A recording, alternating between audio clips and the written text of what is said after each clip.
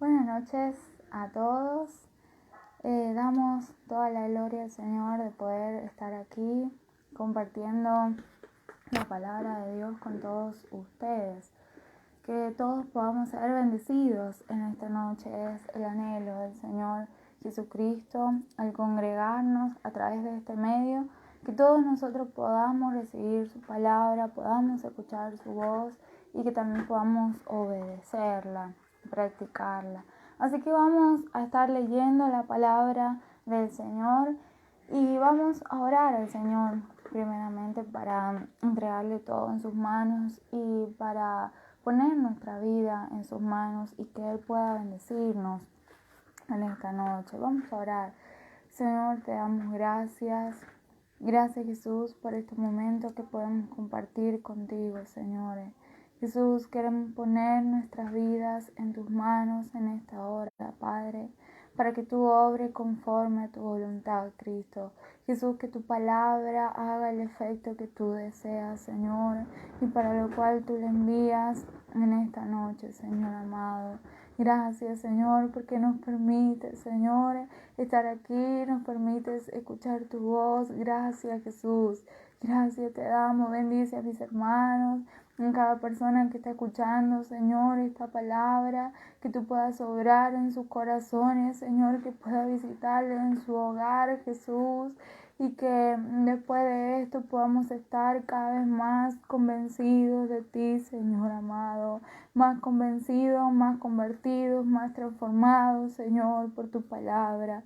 En el nombre precioso de Jesús, te amo, gracias, Señor. En el nombre tuyo, Cristo. Amén, amén.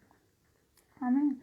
Y podemos leer la palabra del Señor Jesús y podemos leer allí en San Juan, un versículo que muchos conocen, quizás conocemos.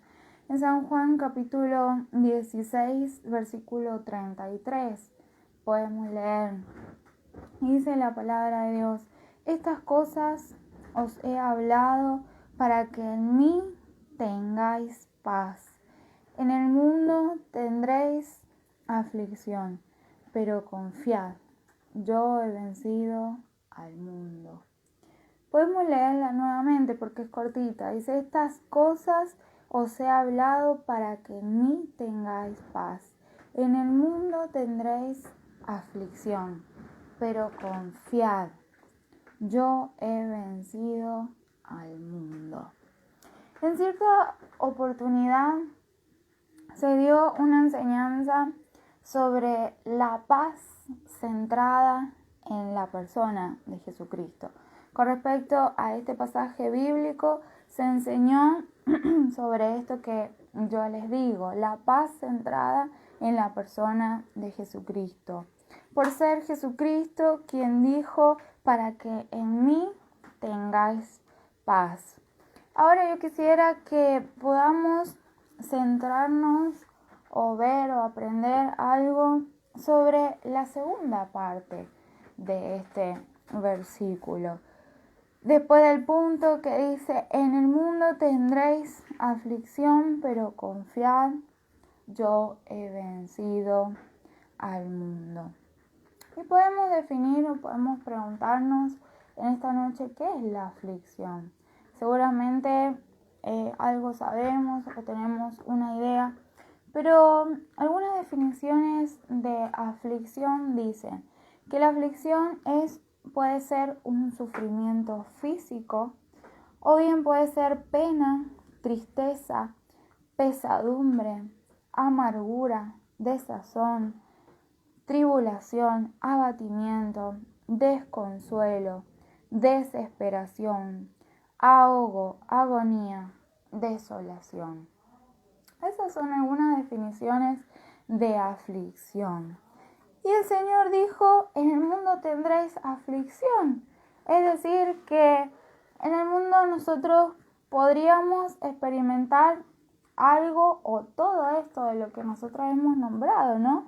Sufrimiento físico, pena, tristeza, amargura, desazón, abatimiento, desconsuelo, ¿no? Ahogo, agonía, desolación. Y en esta noche podemos nombrar 3 momentos o 3 causas por las que puede haber aflicción en nuestra vida. Anteriormente también se ha estado enseñando sobre la enfermedad, sobre persecuciones, diferentes sufrimientos que podemos experimentar. Pero podemos nombrar en esta noche 3 causas, además, por las que puede haber aflicción en tu vida o en mi vida, y podemos analizarnos junto con la palabra del Señor. Y la primera causa que podemos nombrar es la práctica del pecado. El pecado de por sí trae, como ya hemos enseñado muchas veces, trae muerte, trae separación, de por sí trae aflicción a nuestra vida. Imaginémonos la práctica del pecado. Que ya dijimos en algún momento que la práctica se trata de realizar una y otra vez o reiteradas veces una misma cosa, una misma actividad, una misma conducta. La práctica del pecado a veces suele ser, o siempre, no sé, según tú cómo te analizas, yo cómo me analizo, suele ser una de las causas de aflicción en nuestra vida. Y podemos leer en San Juan, también capítulo 8. San Juan capítulo 8, versículo 34. Podemos leer.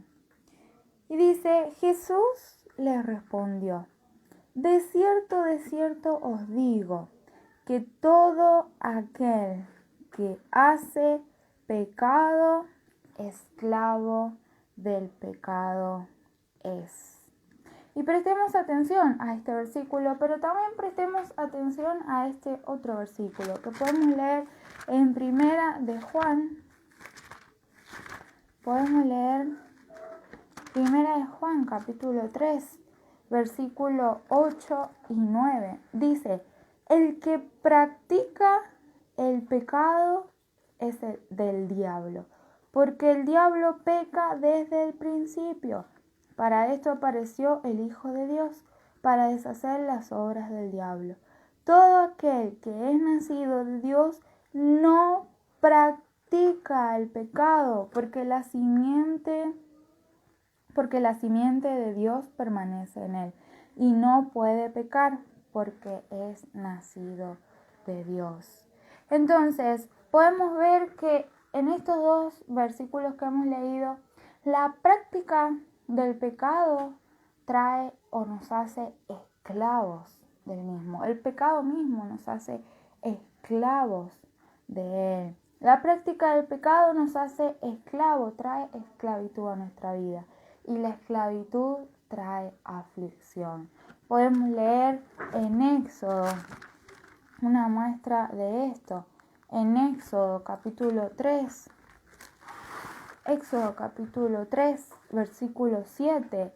Y dice, dijo luego Jehová, bien he visto la aflicción de mi pueblo que está en Egipto, y he oído su clamor a causa de sus exactores, pues he conocido sus angustias.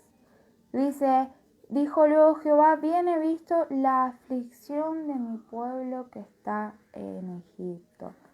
El pueblo de Israel estaba en esclavitud, estaban de esclavos en Egipto. Allí todos sabemos, bueno, el que no ha leído la palabra también ha visto lo que es esta telenovela de Moisés, que ahora van a volver a reiterarla en la televisión, cómo el pueblo estaba de esclavo en Egipto. Y allí le hacía realizar a ellos duros trabajos, no estaban sujetos, dice la palabra, a servidumbre. Ellos estaban sufriendo mucho allí. Y dice el Señor que Él había visto la aflicción, estaban en aflicción. ¿Pero por qué? Porque estaban en esclavitud. en Egipto. Y muchas veces se ha reiterado y se ha enseñado que Egipto es o representa el mundo y las cosas de este mundo.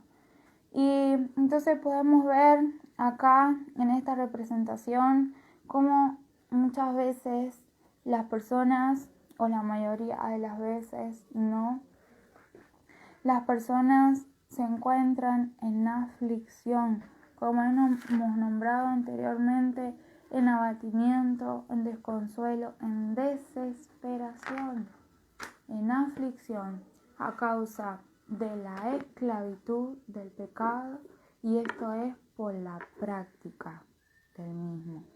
Muchas veces se confunde esto, porque muchas veces se dice, bueno, pero nadie es santo, o el que es santo, el que esté libre de pecado, que tire la primera piedra. Y nadie está diciendo aquí o nadie está discutiendo esto, porque la Biblia misma dice que no hay justo ni aún uno. No hay quien entienda, no hay quien busque a Dios, no hay quien quiera hacer lo bueno. Todos pecamos.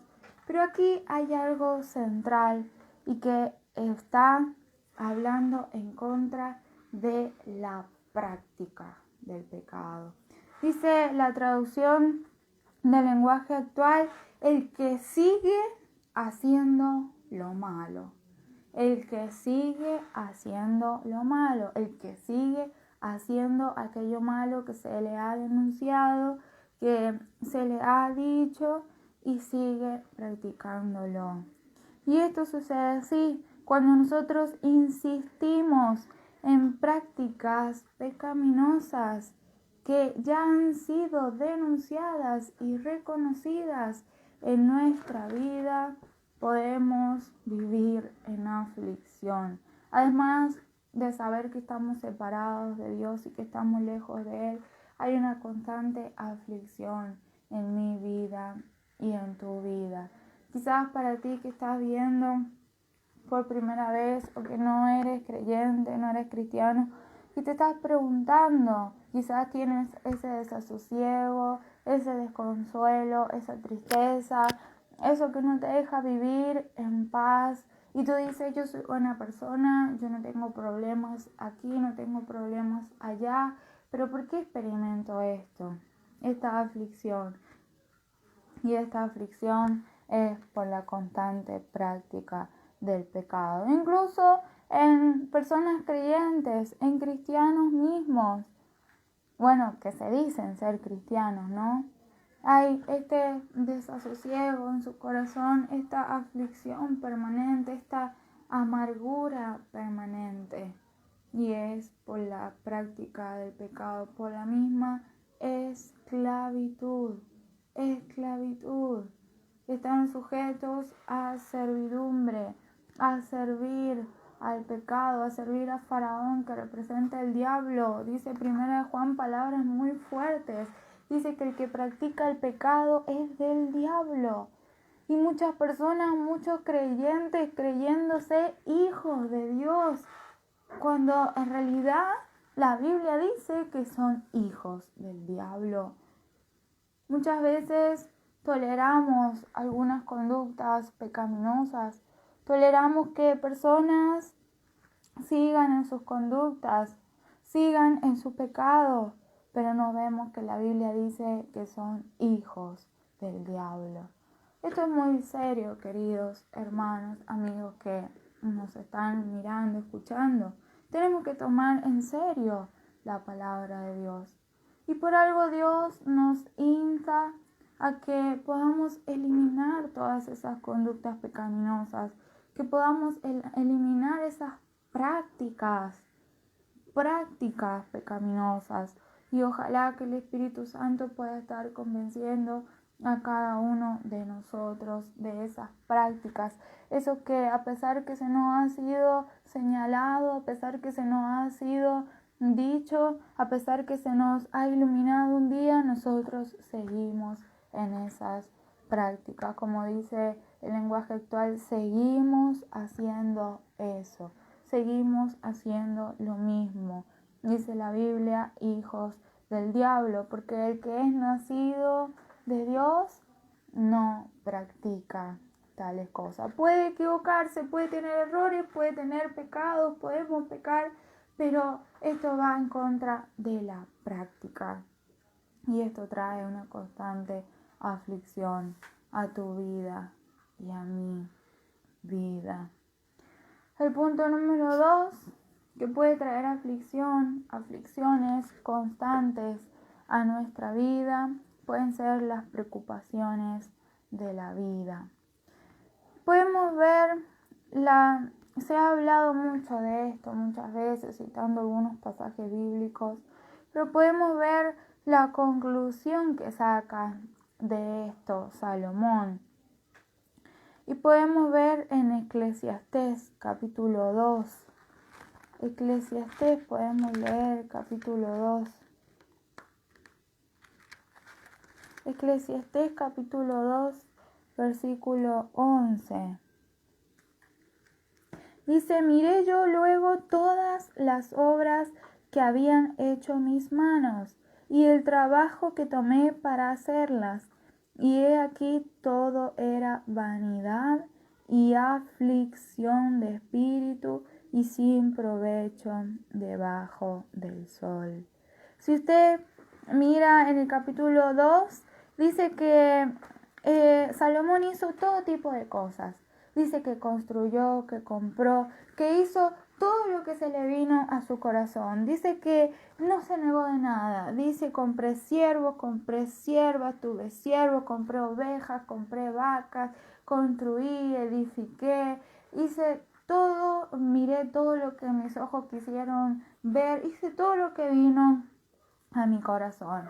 Pero había una sola conclusión. Y dice que todo era vanidad, es decir, que no sirve de nada, y aflicción de espíritu. Incluso al final de este libro, él saca la mayor conclusión y dice que la mayor conclusión es que tenemos que temer y obedecer a Dios. Y él habla de esto, Salomón. ¿Y por qué saca esta conclusión? Muchas veces leemos este libro y podemos decir, bueno, pero Salomón era un orgulloso, un soberbio o un negativo, porque él dice todo el tiempo, bueno, todo es vanidad y aflicción de espíritu, nada sirve para nada. La sabiduría también es vanidad y aflicción de espíritu. Pero él, ¿por qué saca esta conclusión tan profunda? Y que podamos entender la profundidad de esto. Y podemos leer en Salmos capítulo 127. Salmos capítulo 127. Podemos leer. Salmos capítulo 127, el versículo 1 y 2. Y dice, si Jehová no edificare la casa, en vano trabajan los que la edifican. Si Jehová no guardare la ciudad, en vano vela la guardia. Por demás es que os levantéis de madrugada y vayáis tarde a reposar, y que comáis pan de dolores, pues que a su amado dará Dios el sueño. Y habla de cómo todo depende del Señor. Dicen algunas traducciones, en vano es, o en vano hacen las personas en correr de sol a sol, en ir de aquí para allá de sol a sol, en levantarse de mañana muy temprano y acostarse de tarde y acostarse de noche muy tarde, porque Dios a quien Él quiere da el descanso. Dios a quien quiere da el descanso y lo que necesitamos. Como todo depende de Él. Dice, si Jehová no edificare la casa, en vano trabajan los que la edifican. Pero siempre esta palabra se ha tomado para hacer alusión a la familia y demás, la necesidad de la familia del Señor. Pero si lo tomamos literal, ¿no? Habla de que para cualquier cosa en vano trabajamos si no es el Señor quien está detrás. Entonces, a quien Jehová quiere, Él concede el descanso. Estar pendiente de las preocupaciones de la vida trae aflicción de espíritu, trae estrés, trae enfermedades a nuestro cuerpo, a nuestra mente. Pecamos contra el Señor porque negamos su eficacia, su soberanía, negamos que Él es nuestro Padre, negamos su cuidado, sus promesas, hemos eliminado sus promesas. Y dentro de esto podemos ver un ejemplo aquí en la palabra de Dios, de cómo alguien estaba completamente entregado a la dependencia y el cuidado de Dios. Estamos dentro de lo que es las preocupaciones de la vida. Y ese alguien era Elías. Un ejemplo. Podemos leer en Primera de Reyes. Podemos leer en Primera de Reyes, capítulo 17. Primera de Reyes, capítulo 17. El versículo 2 dice: Y vino a él palabra de Jehová diciendo: Apártate de aquí y vuélvete al oriente, y escóndete en el arroyo de Querit, que está frente al Jordán. Beberás del arroyo, y yo he mandado a los cuervos que te den allí de comer. Y él fue e hizo conforme a la palabra de Jehová, pues se fue y vivió junto al arroyo de Querit, que está frente al Jordán. Y los cuervos le traían pan y carne por la mañana, y pan y carne por la tarde, y bebía del arroyo. Pasados algunos días se secó el arroyo porque no había llovido sobre la tierra. Y vino luego a él palabra de Jehová diciendo: Levántate, vete a Sarepta de Sidón y mora allí. He aquí yo he dado orden allí una mujer viuda que te sustente. Entonces él se levantó y se fue a Sarepta. Y cuando llegó a la puerta de la ciudad, he aquí una mujer viuda que estaba allí recogiendo leña, y él la llamó y le dijo: Te ruego que me traigas un poco de agua en un vaso para que beba. Luego le pide pan también. Y podemos ver también el capítulo 19, el versículo 5 en adelante. Dice Elías huye a Horeb, y echándose debajo del enebro se quedó dormido. Y he aquí luego un ángel le tocó y le dijo: Levántate, come. Entonces él miró, y he aquí a su cabecera una torta cocida sobre las ascuas y una vasija de agua, y comió y bebió y volvió a dormirse. Y el 8 dice: Se levantó pues y comió y bebió, y fortalecido con aquella comida caminó 40 días y 40 noches hasta Horeb, el monte de Dios. Vemos aquí dos pasajes allí que hablan de Elías, cómo el Señor direcciona su vida, cómo el Señor elige la forma de sustentar la vida de Elías. Primeramente dice, en lo primero que hemos leído, dice que iba a beber, que se iba a ir a una ciudad, iba a beber de un arroyo y le iban a traer de comer los cuervos. Y así fue. Y Elías aceptó esa forma de sustento. En ningún momento él fue pretencioso, ni dijo algo en contra de Dios, ni cuestionó a Dios. Después le dijo: Vete a Sarepta, que allí una viuda te va a sustentar. Y él se levantó y se fue. Y después que él luchó allí con los profetas de Baal, que él venció, allí él ganó, allí que él desafió, mejor dicho, no luchó, desafió a los profetas, y él se fue, huye, porque lo iban a matar. El Señor allí también sustentó la vida de Elías. Le dijo: Levántate, come, porque todavía tienes cosas para hacer. Y él se levantó y comió y caminó. Que el Señor verdaderamente nos ayude a nosotros a tener esa dependencia y esa obediencia y esa aceptación de la forma del Señor. De lo contrario, los afanes y las preocupaciones por esta vida nos van a traer una aflicción y una amargura constante a nuestra vida. Permanentemente vamos a estar en aflicción si nosotros no podemos tener la actitud de Elías.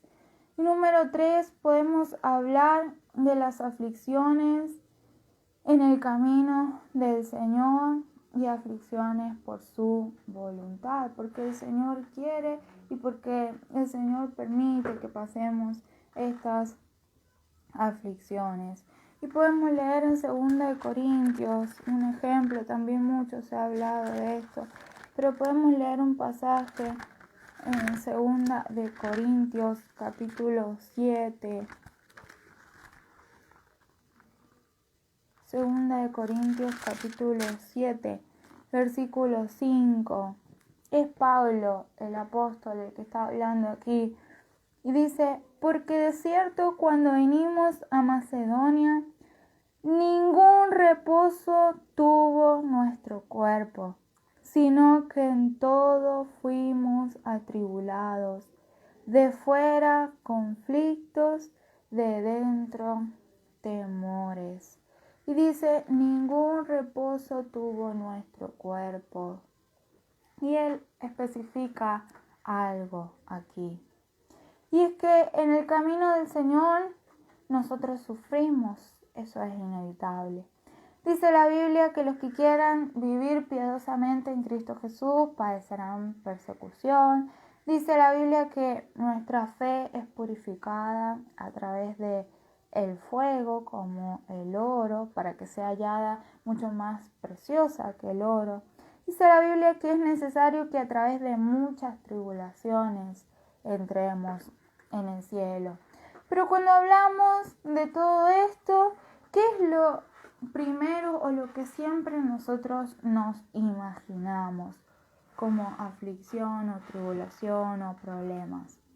Nos imaginamos problemas económicos, nos imaginamos persecución física, ¿no? Es decir, que cierren los templos o que nos persigan por decir la verdad, por predicar la palabra de Dios. Nos imaginamos enfermedades, dolencias. Nos imaginamos problemas familiares o problemas de otra índole, quizás te estás imaginando. Pero aquí hay algo que Pablo estaba viviendo y que especifica también como una tribulación, como una aflicción. Y él dice que el cuerpo no tuvo descanso, de fuera conflictos y de dentro temores. Y es que también podemos sufrir aflicciones o problemas internos. Pablo dice de afuera conflictos, de dentro temores. A pesar que un poco más arriba él dice que estaba gozoso, dice regocijo de Pablo al arrepentirse de los corintios. Dice que estaba gozoso por el arrepentimiento que había habido en los corintios, pero él reconoce que tenía aflicciones internas y que podía suceder de que nuestro cuerpo tenga aflicciones internas. Y puede suceder en tu vida, en mi vida, que haya ansiedades, temores, miedos, tristeza, el famoso estrés, como te lo había nombrado antes. Esto no es el problema. El problema es dejar que eso influya en nuestra vida de devoción a Dios. Dejar que eso sea un estado permanente en nosotros. Fíjese que Pablo dice que él no había tenido reposo en su cuerpo, pero inmediatamente dice, pero Dios que consuela a los humildes nos consoló, dice, con la venida de Tito. Y ahí explica que Tito le trae la buena noticia de lo que estaba pasando. Y dice que ellos fueron consolados con esa buena noticia. que habían sufrido por dentro y por fuera, pero que estaban consolados por Dios. Tenemos que tener cuidado con esos estados permanentes en nuestra vida. Jesucristo mismo dijo: mi alma está muy triste hasta la muerte, pero no dejó que esa tristeza influyera o que eso impidiera que Él fuese a la cruz. Ahora, Jesús dijo: todas estas aflicciones van a tener en el mundo, pero confíen, anímense, dice otra traducción, porque yo he vencido al mundo. Jesús hizo este gran anuncio antes de ir a la cruz, y Él luego demostró en la cruz del Calvario cómo Él venció al mundo y las cosas que hay en el mundo, y venció todo lo que he nombrado anteriormente.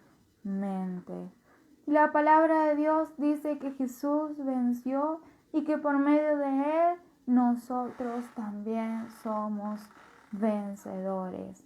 Pero, ¿qué significa esto de ser vencedores? ¿Qué significa esto de vencer al mundo? ¿Cómo podemos ser vencedores del mundo, del mundo y sus aflicciones, como nombró el Señor?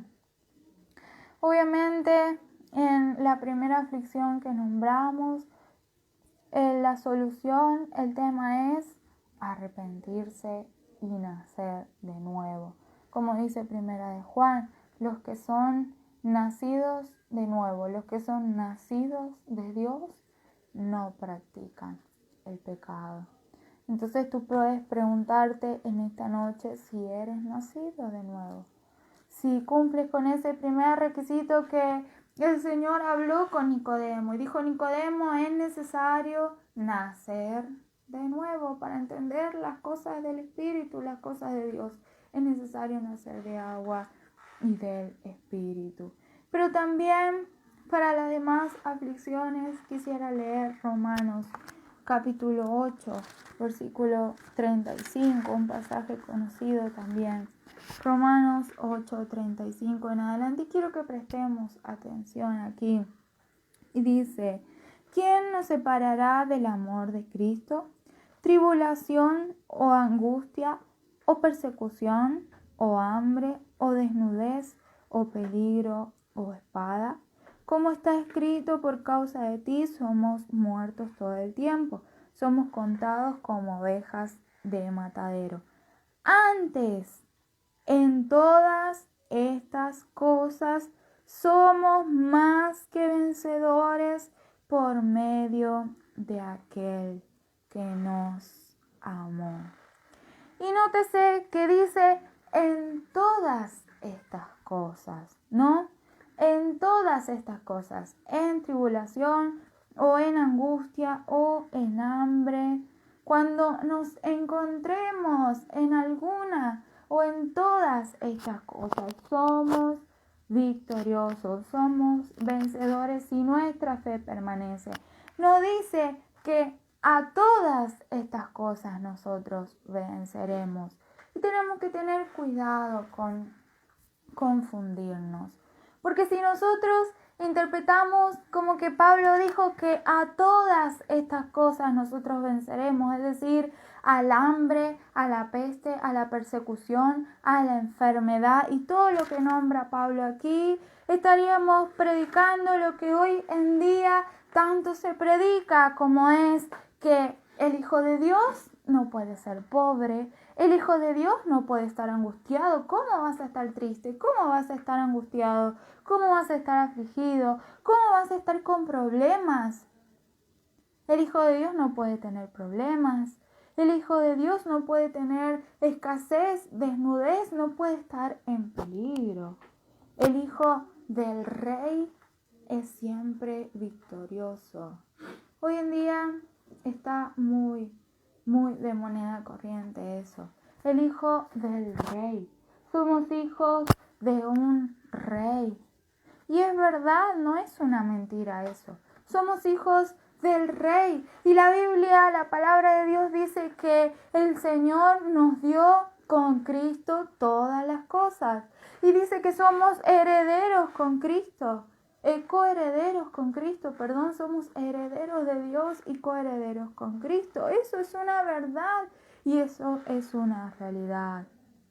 Pero Pablo no quiso decir que nosotros venceríamos todas esas cosas. ¿Qué puede suceder también? Podemos vencer la enfermedad, podemos vencer el hambre, podemos vencer la dificultad por la que estemos pasando. Con Dios todo es posible. Pero Pablo aquí quiso decir que cuando nosotros estemos allí, cuando nosotros estemos, dice, antes en todas estas cosas, dice, no dice a todas estas cosas, dice antes en todas estas cosas, es decir, si tú te encuentras en alguna de ellas o nos encontramos en todas ellas, somos más que vencedores. ¿Pero qué significa esto? Y podemos nombrar dos cosas aquí, de cuando estemos, de que sería bueno practicar cuando estemos en estas cosas. Y así seríamos nombrados vencedores. Podemos leer la fe que vence al mundo. Primera de Juan. Podemos leer Primera de Juan, capítulo 5, versículo 4 y 5. Dice, la fe que vence al mundo. Porque todo lo que es nacido de Dios vence al mundo. Todo lo que es nacido de Dios vence al mundo. Y esta es la victoria que ha vencido al mundo, nuestra fe. Y dice, ¿quién es el que vence al mundo sino el que cree que Jesús es el Hijo de Dios?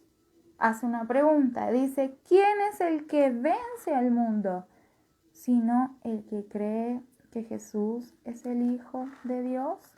Somos vencedores cuando esta fe se mantiene intacta en nosotros. La fe de creer que Jesucristo es el Hijo de Dios. La fe que nos hace confiar en que Jesús es Dios y es el Hijo de Dios. Para vencer en la aflicción, para vencer cuando estemos en aflicción, debemos creer que Jesús es el Hijo de Dios y que Jesús también está allí con nosotros durante la aflicción. Podemos leer en Salmos capítulo 23, versículo 4. Salmos capítulo 23, versículo 4 dice, aunque ande en valle de sombra y de sombra de muerte, no temeré mal alguno, porque tú estarás conmigo, tu vara y tu cayado me infundirán aliento. ¿Por qué dice que no debemos temer durante la aflicción, aún durante el valle, ese valle tan horroroso como es el valle de la sombra y la muerte? ¿Por qué no debemos temer? Porque tenemos la presencia del Señor. Dice, porque tú estarás conmigo. A veces no se puede evitar la aflicción. A veces no se puede evitar el valle. Está programado en nuestra vida y para nuestro beneficio que atravesemos ese valle. Pero tenemos la promesa de que el Señor estará con nosotros, la certeza de que el Señor va a estar hasta el final. Y eso nos permite ser vencedores. El ser vencedor no se trata de que yo esté pensando de que voy a atravesar el valle, sino que me hace vencedor el hecho de que Cristo camina conmigo, de que Cristo camina conmigo y que está atravesando ese valle, esa aflicción conmigo. Eso me hace ser un vencedor. Y punto número 2, podemos leer en Primera de Juan, capítulo 2. Primera de Juan, capítulo 2, versículo 16. Podemos leer. Primera de Juan, capítulo 2.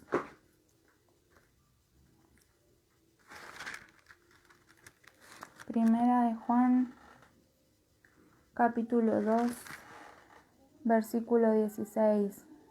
Dice, porque todo lo que hay en el mundo, los deseos de la carne, los deseos de los ojos y la vanagloria de la vida, no provienen del Padre, sino del mundo. Y el mundo pasa y sus deseos, es decir, todo lo que nombramos anteriormente. El mundo pasa y sus deseos, pero el que hace la voluntad de Dios permanece para siempre. Y miren lo que dice algunas traducciones, como la traducción del lenguaje actual.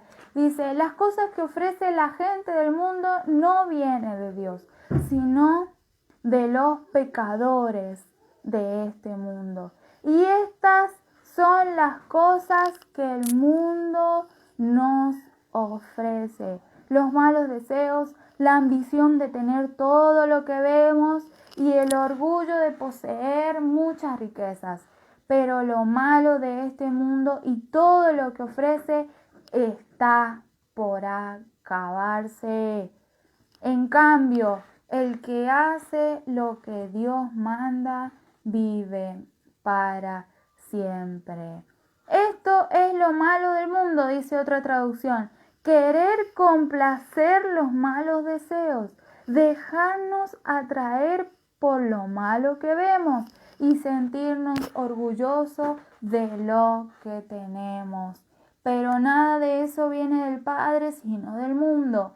El mundo está llegando a su fin, junto con los deseos que hay en él.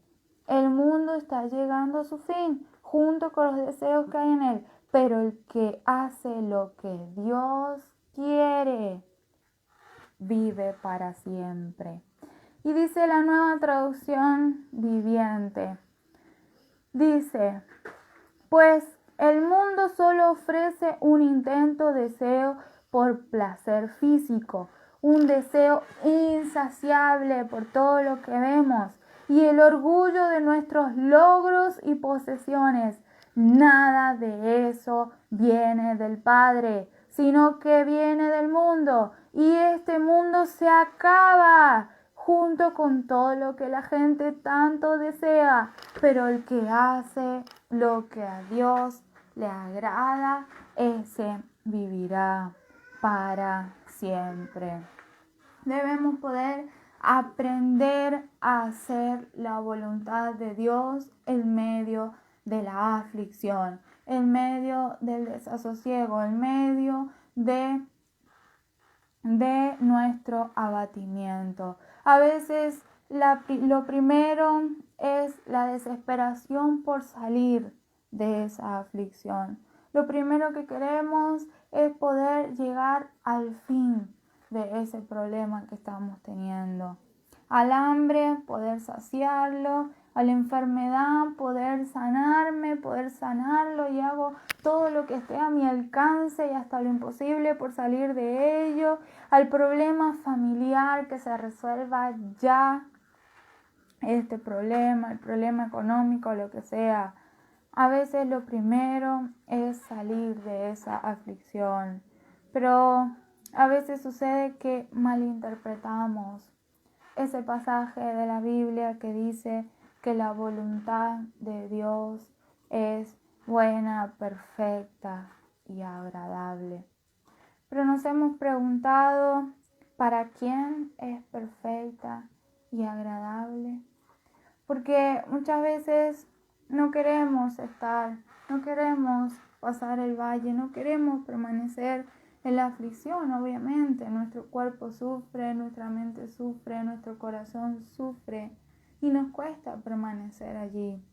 Y muchas veces utilizamos este pasaje y decimos, no, esta situación se tiene que solucionar ya, porque la voluntad de Dios para mi vida es que yo compruebe que es perfecta, agradable, que es su buena voluntad, soy su hijo y estoy en su voluntad. Y a veces vamos por caminos, tomamos caminos y decimos, esta es la voluntad de Dios porque es algo perfecto, es algo agradable.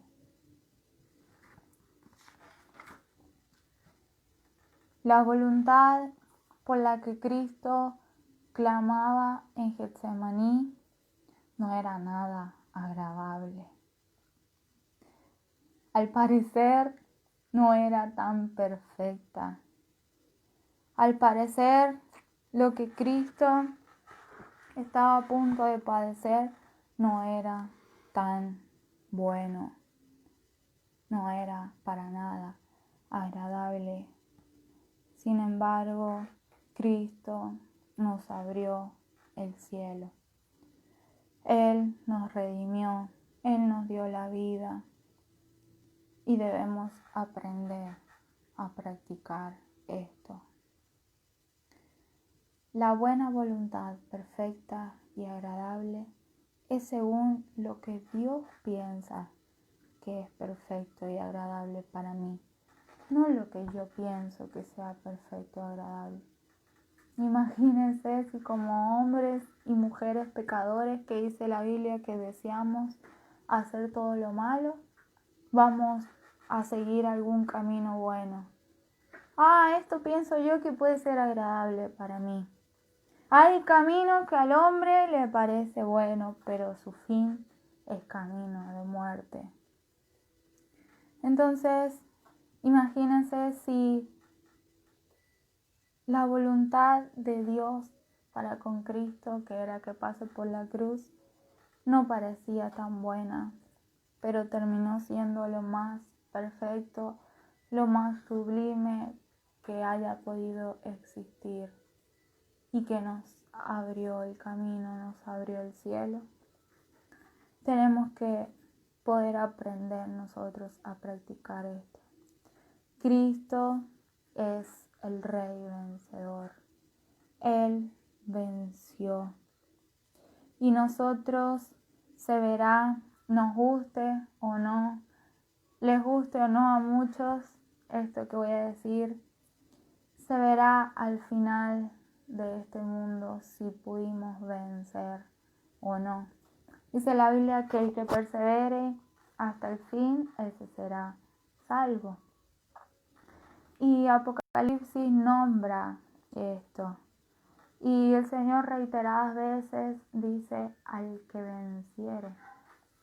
Y vemos allí en los capítulos 2 y 3, cuando el Señor habla a las iglesias, al final de cada carta, en cada iglesia, el Señor dice al que venciere, yo le daré tal premio. Al que venciere le daré otro premio. Y dice algunas traducciones, al que venciere, al que triunfe sobre las dificultades, a los que triunfen sobre las dificultades. Entonces podemos ver mediante la palabra que para ser vencedores en estas aflicciones, en estas cosas, como dice Pablo, antes en todas estas cosas somos más que vencedores. Para ser vencedores tenemos que confiar en Jesucristo, el Hijo de Dios que camina con nosotros durante la aflicción, y también aprender a hacer la voluntad de Dios, la que Él piensa que es agradable y perfecta durante la aflicción. Hemos visto que primeramente tendemos a querer solucionar rápido el problema, pero ¿has podido comprobar realmente la voluntad perfecta de Dios, la que Él piensa que es perfecta para ti y para mí, durante esa aflicción o durante la aflicción que estás pasando? Quizás estés atravesando alguna de estas aflicciones. Quizás por la práctica del pecado te has vuelto un esclavo del pecado y estás sufriendo aflicción. Quizás has estado afanado por esta vida, preocupado y estás sufriendo aflicción. O quizás simplemente por voluntad del Señor estás sufriendo aflicción por estar en su camino, por ser fiel al Señor. La conclusión es que Cristo es vencedor y que Pablo dice que antes en todas estas cosas, así sea hambre, persecución, desnudez, cualquiera de estas cosas que estemos atravesando, en estas cosas, en estas aflicciones, durante estas aflicciones, somos más que vencedores por confiar en Jesús y por hacer su voluntad. ¿Estás tú practicando esto durante tu aflicción? ¿Estás confiando en Jesucristo como el Hijo de Dios? ¿Estás haciendo su voluntad? ¿Estás esperando ese día en que el Señor te diga que fuiste un vencedor? ¿Estás anhelando ese día en que llegarás al cielo, llegaremos al cielo y Jesucristo te diga que has sido un vencedor? Recién allí podremos ver si hemos vencido o no. Yo quiero ser ese tipo de vencedora que el Señor nombra. Yo quiero vencer a este mundo y sus deseos.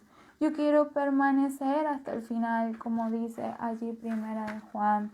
Todos los deseos, como dice, el querer lograr cosas, los logros de esta vida, los anhelos de esta vida van a pasar.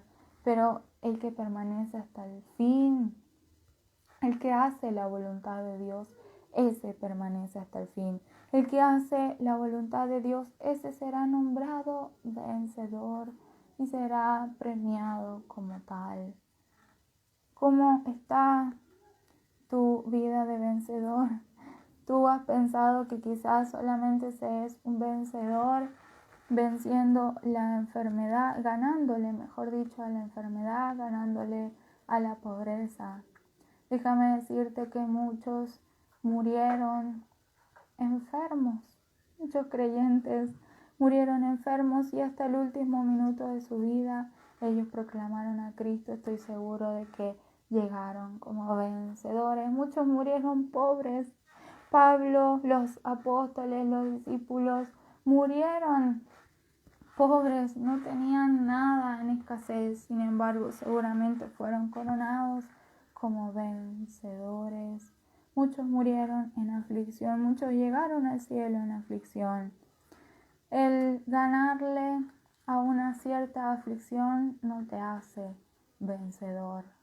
Lo que te hace vencedor es si durante esa aflicción tú pudiste confiar o si confías en Jesucristo, el Hijo de Dios.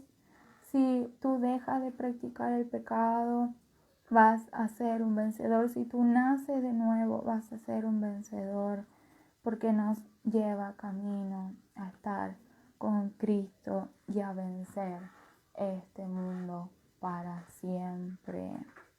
Podemos orar al Señor en esta noche. Podemos orar al Señor Jesús y darle gracias.